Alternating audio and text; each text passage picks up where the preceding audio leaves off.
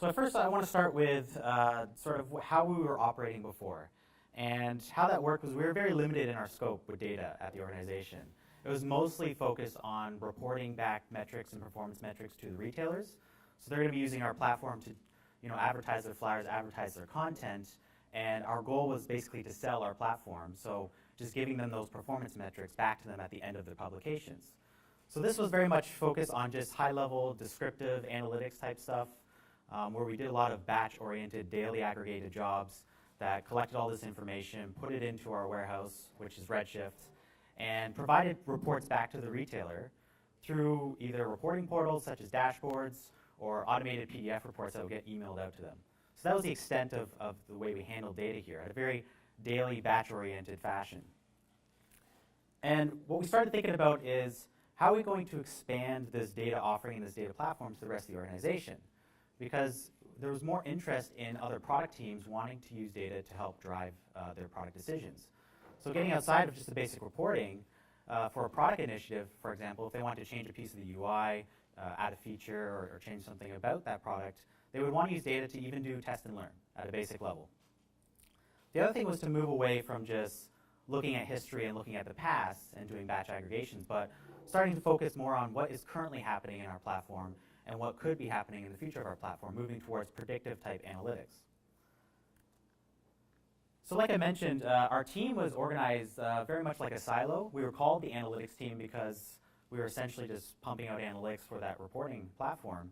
And what would typically happen is that a retailer would come, they would want some sort of data, and they would visit our dashboards, or they would consult these reports that were getting emailed to them, and they would see if they could get the information they wanted. But these, again, were very high-level aggregated metrics.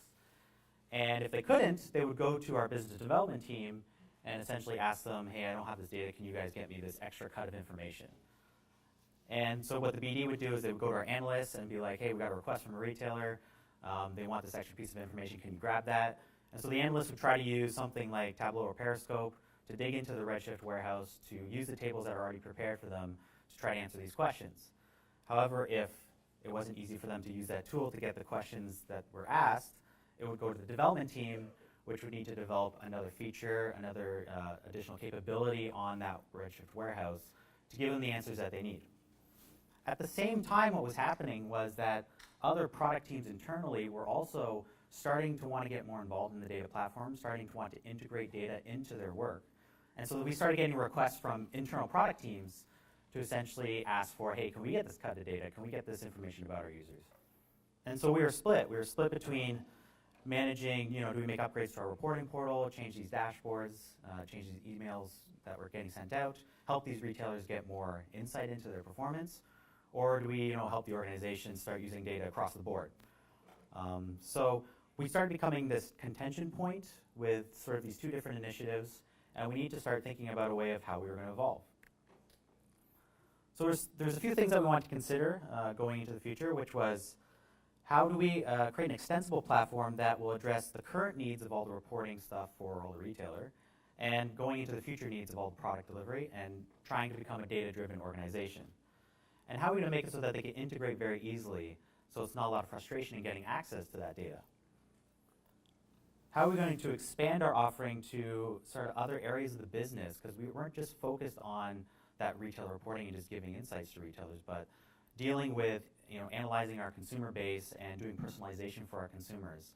Our search engine on our app, where you can search for all your content, how do we improve that through data as well? And how do we make it so that we stop becoming the bottleneck? So all these different types of work and all these requests just come to the data team, and we have to do all these myriad of different types of projects. So the design we started going forward with was, one, to repurpose ourselves to be specifically a data platform team. The realization was that you need data platform as your backbone, as that centralized place of truth. And so repurposing, we even recalled ourselves from analytics to data platform team, and started repurposing our objective to create that platform, to create the tooling, to get access to the information.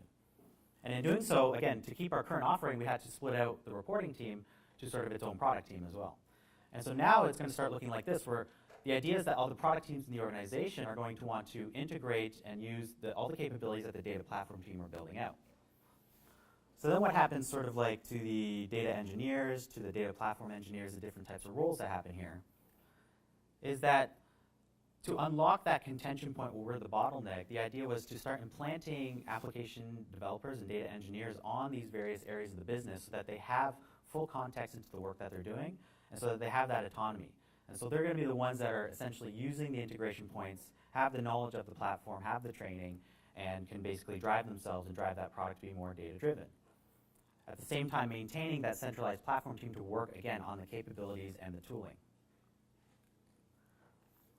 So to make this move, that was what we were thinking organizationally, and that's something that we've been working at right now. So search team has a couple data scientists on it and one data engineer.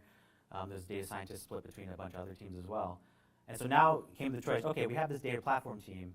How are we going to, like, what is that platform? Before, it was a very simple, high VTL sort of flow that would move stuff to Redshift so that people could access the warehouse and do reporting. But now we have to think about, what does this next generation thing look like? And the way we did that was, again, of course, just to go out there and start researching. But who do we want to model ourselves after, and what are the platforms that we feel we are similar to? And so if you look up here, there's a list of a few names, Netflix, Yelp, Uber, Airbnb. Like, I'm sure a lot of you have heard these names, seen presentations, seen talks about their data platforms and how good they are. The one common thing about all of these is that they are very large marketplaces. Netflix is a very large marketplace for movies, Uber for ride sharing, Airbnb for staying. So all these places, what they've done is the platforms that they've developed, they're very similar in a way because they need to support large marketplaces. And we consider ourselves a player in this field because we are also a marketplace between our consumers and our retailers to get their shopping content. So we're going to be containing flyers, coupons, merchandising content, and providing that marketplace to users. So we went out, we attended, sent our people out to a bunch of different conferences, such as the Spark conference, Kafka conference, did a bunch of trainings, and collected that information and started designing on our platform. So the first thing you always usually hit upon when you're talking about a data platform is the data lake. And so if you Google data lake and try to get a definition of what a data lake is, you'll get something like this. You don't really have to read this. But ideally it is, it talks about structured, unstructured, raw, transformed, all this type of information about just throwing it in there. And that was something we didn't really like in terms of a definition, because that can quickly turn into a very much a data swamp. Because you get all this type of just unstructured and raw data that is very hard for people to consume and write parsers against and create normalizers. And when they do, all these applications are creating their own normalizers and parsers to understand the information. That each application would have to update it when the data changes. Maybe semantically they're starting to do different things in their parsers and interpreting the data wrong. So we wanted to tighten up that definition of what a data lake was. And so the first thing was, and something we agreed upon, is having that single source of truth. So that needs to remain true. So the idea here is that you need to make it easy to use for people, whether they be a data engineer, an analyst, or a scientist, and make sure that it's a trustworthy place for them to get their information and that they get the same story no matter how they're asking it. The other aspect of a data lake comes through scaling through separation. So this is actually a pattern that's very similar to what Netflix does, where the storage component is separated from computation so that you can scale each individually because they both have different types of characteristics. And in our sense, we use S3 and Parquet as our storage engine. And for computation, we use big proponents of Spark here. So we deploy our Spark clusters on AWS Elastic MapReduce or in Databricks, which is a notebooking tool, who are the initial creators of Spark. And with a notebooking tool used by a lot of our data scientists, analysts, and even sometimes engineers, allows you to create that code, do some documentation, create some visualizations, and do that collaboration with your peers. And internally, it's doing that Spark cluster management for you. The next part is, again, ensuring that quality. So we talked about how it can turn into a data swamp just throwing anything you want in there. So the idea is that this sort of theme came up a few times at these different summits and different research that we gathered. And what it was is that you had different layers of your platform that provided different types of quality of information. So in a bronze, silver, gold approach, the bronze is going to be that layer that just sort of collects everything. You want to gather all the information you can, however way you can get it, and at least persist it so that you have it. As you move through the silver and gold, it's about doing the transformations and doing the cleaning and providing the schemas and descriptions on the information so that people have more trustworthy place to access the information, and it's very descriptive for them. And as you get to gold, you can start preparing aggregations, preparing certain domains of data that are going to be common use for applications to use all the time. And then finally, a lot of this, what I've been talking about, is very batch-oriented. So to move outside of just having that, like I said before, just looking at batch and historicals all the time, upgrading ourselves to incorporate a streaming aspect of our platform using Kafka, which I'll talk a little bit about soon. So that's like the sort of the fundamentals about the data lake structure we have here. In terms of data processing frameworks, we are very heavy users of Spark. We do have some jobs remaining in Hive, Python still, but the plan is, and the project ongoing, is migrating everything over to Spark. And the reason being is that we wanted to sort of, it's the same story usually a lot of people tell when they talk about moving to Spark, where getting outside of this ecosystem where you have a specific tool for a specific task, you have to have like a lot of knowledge transfer. Everybody has to be trained off on like 5 different things. And moving towards just a singular processing API that a data engineer, a data analyst, or a data scientist can both use, because they can use Spark SQL, they can use the MLlib, they can just use data frames and data sets to do any of their functional programming. And it started allowing us to do better collaboration, because when you start using Scala Spark, Java Spark, or Python, you can create these artifacts and create libraries of your business logic, whereas before it was just contained within the application. And creating them as an artifact that can be shared amongst all these different applications, so they repeat the same business logic. And so data engineers are creating work that helps the data scientists and vice versa. One thing that was also beneficial with Spark coming out of Hive is we built an extensive framework around health checks, and that was able to, we were able to achieve a higher quality through Spark because you unlocked that unit testing capability, the integration testing framework that comes along with that platform, and get that earlier detection of releasing bad code instead of waiting for it to run and your health check screaming at you that something's wrong. So overall, this allowed us to accelerate our development and our processing, because of course Spark being in memory is much quicker than Hive. But our development efforts allowed us to roll out a program where we could just do Spark training across the board.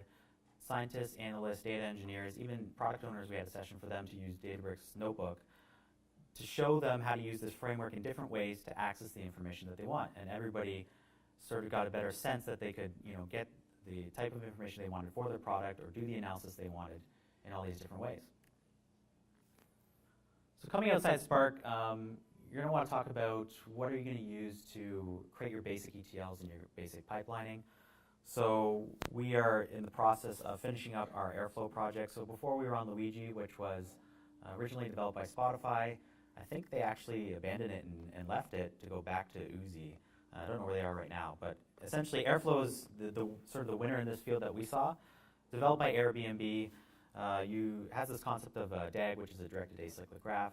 That's how you specify your data pipelines, plot the dependencies and what steps need to be taken.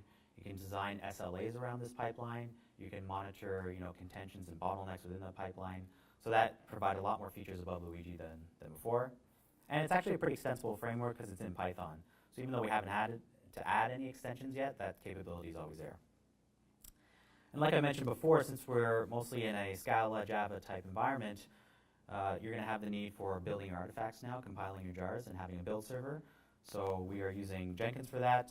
So now with those libraries that people are creating to share that business logic, they're able to compile in an automated and continuous fashion, compile, integrate those, upload them to Artifactory, which I think is like a JFrog product, to have our internal repository of all these artifacts for people to share. So next I want to briefly talk about Kafka, because there's going to be another talk that will go more in depth about how we use that and really the purpose. But with the aspect of, remember we were talking about how there's the streaming side of the platform. So with Kafka, what we want this to be is sort of that streaming truth when we talk about the data backbone in that place of one truth. And what this basically is it's a very scalable pub-sub message queue. And when it does this aspect of separating the producers and the consumers of information. And when you have a message queue that does that, basically it's acting as a storage engine in between them. And this is a very scalable and resilient storage engine because essentially it's HDFS. And Kafka provides 4 simple type of APIs to work with it: the producer API, the consumer API, the connect API, and the streams API. And so the kind of a Kafka scenario looks like is you'll have this concept of topics, which are essentially your message queues of all your individual records coming into these queues. And so if you have producer applications or microservices, you may have something like, in our sense, clients, which is your application clients. Those are the ones sending the user behavior beacons from our mobile devices, from our desktop devices about actions the users are doing. So you may have a topic about the open events that are coming in from everybody opening flyers. The other aspect of our data is that we have internal operations tools and internal systems that are there for creating our flyers, creating that content, managing the coupons, managing the items, and that's what we call our entity data. And so you have, in our sense, MySQL databases that control all this entity information. It has the operations users using it. So you may also have event streams and topics about stuff that's going on with our entities, such as flyers. And even from that same flyers database, instead of just the entities, you may want to record certain types of KPIs to measure out how the operations pipeline is going, how is our flyer curation process performing. And so on the other side, you're going to have consumers that are going to look at these different topics and do different types of things with it. It's these applications that will maybe in a flyers database sense where the flyers are being published to a topic, where actually just another product is actually consuming that flyer information and just replicating those flyers database so it has flyers to work with. And it doesn't have to talk to the flyers database, and you don't have to scale that database based on the needs of another application. I'm just concerned with creating flyers. I project those messages into the queue. You get that information. Somebody else downstream can consume it and just use it for themselves. You now have the ability to do real-time measurement type applications with all the event streams coming in with the user behavior. Or you can just persist it back to S3 Parquet and do that reporting suite that I was talking about earlier. So what the platform tends to look like at that point is you have your data backbone, which is Kafka, which contains that source of truth again. And everything else is just an application, some sort of producer or consumer application or microservice that is just going to share information or consume different types of information to get its job done and to do what it needs to do. So that's all in good until we start talking about the data itself. Now, I briefly mentioned in the data lake aspect that you have that layering system with the silver, the gold, the bronze. And to help define those silver layers, to help define those gold layers, the idea here is that we use a tool, a standardization and a serialization tool called Avro. And so what Avro does is it stores the schemas with the data, so the datum has the schema in there, and it acts like an API into your data. And so schemalessness was, I would say it was fairly common and pretty popular a few years ago, and that's why we subscribed to it too. We were like, oh yeah, just put the data in, we don't need a schema, just be JSONs or strings or whatever. And we felt a lot of pain points from that, and that was from trying to manage the information. So if you don't have strict typing and you just have what should be an integer but is basically a string type because it's free-form text, then people can start putting names in there instead of IDs.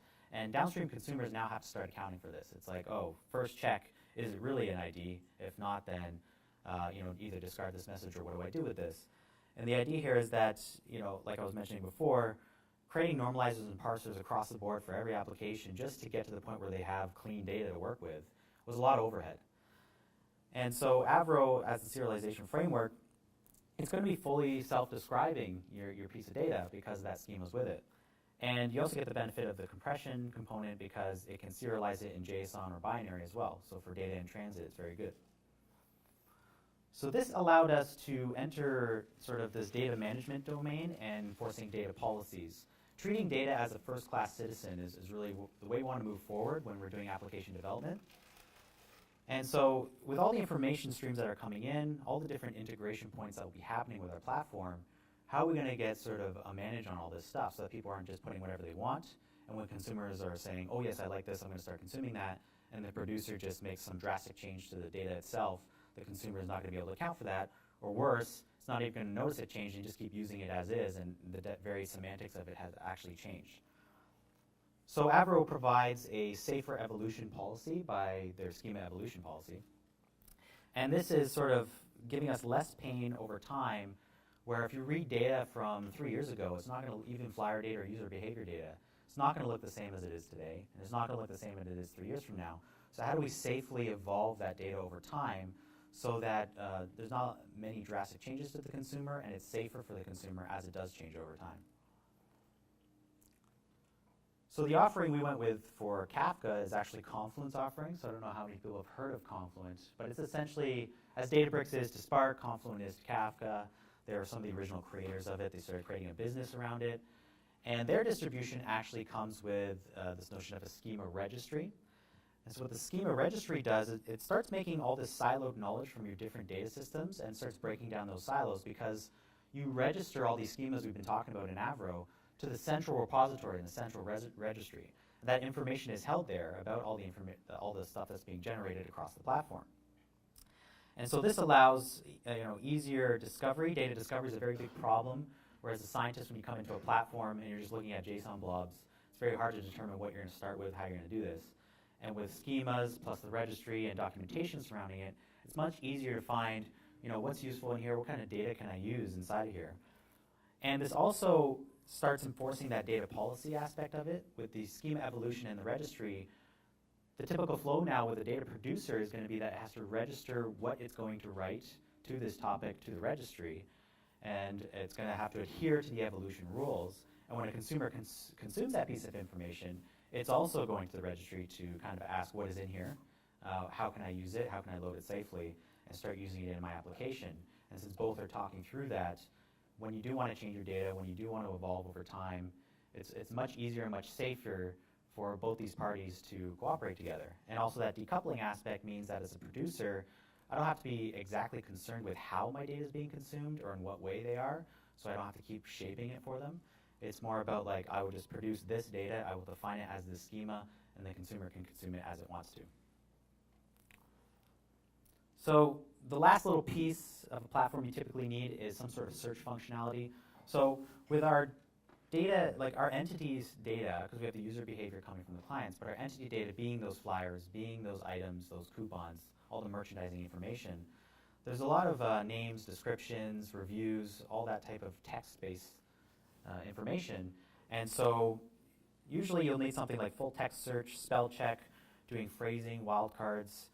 These are not classically offered by other data stores such as Redshift or S3 Parquet, so having that capability is very important. Even for the search product itself on the application, where you're using search, it's going to be backed by this. So we went with Solar here. We're rolling out our Solar Cloud in the near future. And again, it's just because it's another one of those distributed data technologies that we're very used to rolling out and managing, a very scalable and fault-tolerant system. And it actually sort of adds this interesting capability as well, which is the geospatial search that is internal in it.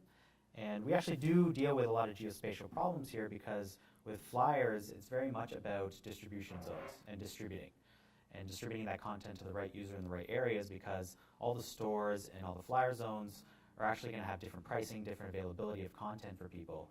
So it's very much locality. It's where does a person live?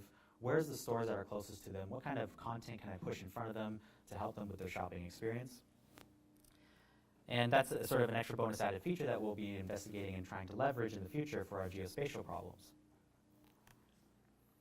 So as a wrap-up, what I want to go through is actually, you'll notice some a similarity here. Because what I did is I started with the talk about how we were trying to organize ourselves for the future, trying to make it so our platform is opened up for the rest of the business, and at the same time, what were the platform changes we needed to make to do that? So as you can notice, it's very similar. It's the idea of creating that data platform that is your centralized place of truth, your data backbone in which all information flows through. This is your user behavior beacons. This is just MySQL database data that needs to travel between applications.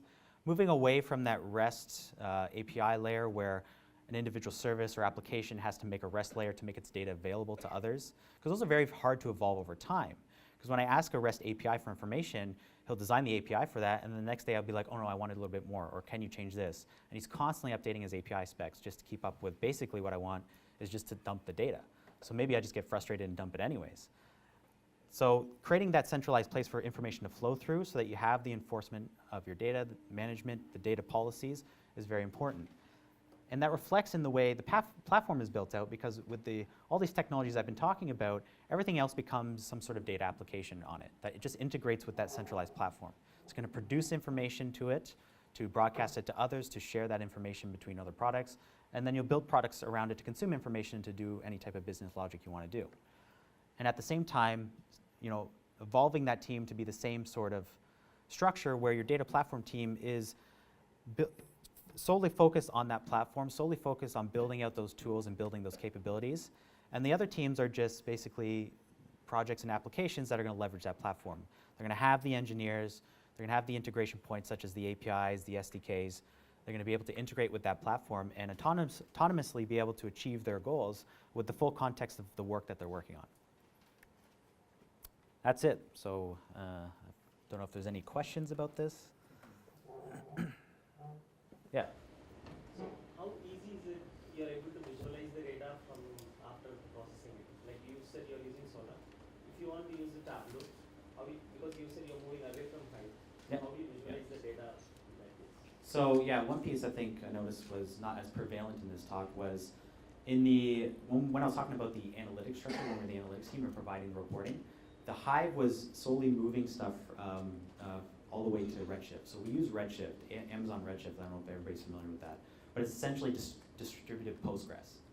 So Redshift is just a hosted solution by Amazon, and we pump our data into Redshift for mostly a lot of the reporting purposes. And Tableau, Periscope, and Chartio are 3 technologies we have right now that hook into that. And since it's classic JDBC, it's very easy for those technologies to understand. So those are the 3 visualizations that we use, and it's backed by Redshift. Do you have any specific framework for productionizing machine learning tasks or applications? Yeah, actually we do. It's used for a few things on the search team, and this was actually something that was developed by the next speaker, and he worked on it mostly, but I will explain it. We actually are using Prediction.io. It's a platform that was bought by Salesforce. I forget who had it first. It might have been developed by LinkedIn first.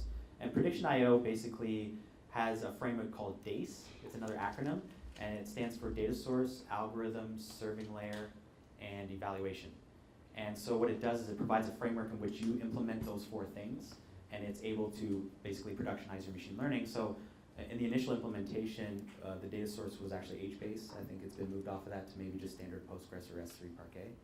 And the search team has developed some algorithms using it to do negative search terms and relevancy for search. So some basic machine learning algorithms where they just, as you search, find relevant searches, or if you search and people don't click, that's like a negative kind of thing. So yeah, we do have frameworks like that, and Prediction.io being the big one there.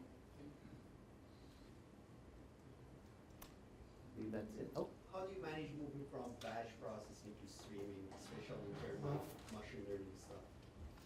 Yeah, so that's I think that will be more heavily covered in the next talk because it's based on the Kafka platform and a microservices design. And so with Kafka, like I said, it has that separation of producers and consumers. And so the idea is you have to change your sort of development paradigm to understand that you have to handle an event at a time, do some sort of incremental updates when you're talking about creating these data products. And so Kafka, streaming in these topics, you're going to develop your applications on top of that using K-streams or the producers and consumers. And you have to change, so for instance, like ETLs that just go to Redshift. Redshift always expects data to exist in S3 first, and it does like a copy command. So it would just be cleaning, a lot of that, it just involves cleaning up of the data. So as it streams in, cleaning it, preparing it, and just streaming it into S3. And then periodically Redshift will take it from there. And that's one way where our batch ETLs would have to evolve for streaming. And for machine learning, I'm not a machine learning guy, but you would have to start developing machine learnings in an incremental fashion. How do you update your models as more information comes into these streams? So you are on the consumer producer guy, or you use higher level like K-tables, Kafka streams, all this stuff as well? So we are trying to use all 4. And Connect is going to be used to move legacy systems, because a lot of legacy systems are just in MySQL. So it's like, how do we liberate that data? How do we get it out of the MySQL data store? So Connect is the boilerplate API that Kafka has that just allows you to stream out databases. So Connect is obviously the first release.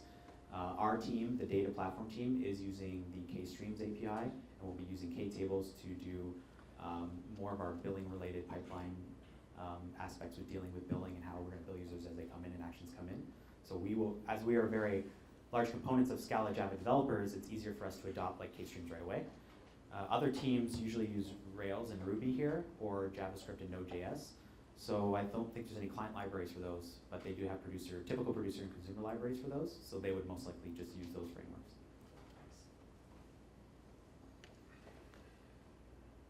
That's it? Okay. Oh. This is what you are talking, look like at the line structure, like you can use SQL query to solve all your problems, right? Do you need a machine learning? Machine learning? Yeah, I think It depends on the problem. What all the talking about, more or less related to SQL query. That's right. Yeah. A lot of our stuff is typical ETL and making data available for. A lot of the stuff I focused on here especially was about that reporting product and moving our reporting product to something like Redshift, which you can run your SQL. Our analysts and our data scientists, when they need to deal with all the large information inside the S3 Parquet, they'll use like Spark SQL or something to do aggregations and analysis. The machine learning stuff comes more towards personalization aspects that happen at the business when doing personalization, and for search as well. They're heavier components. So we'd have to talk to those guys to sort of get a better sense in terms of like the complicated problems they work on outside of just standard sort of analysis aggregation type stuff.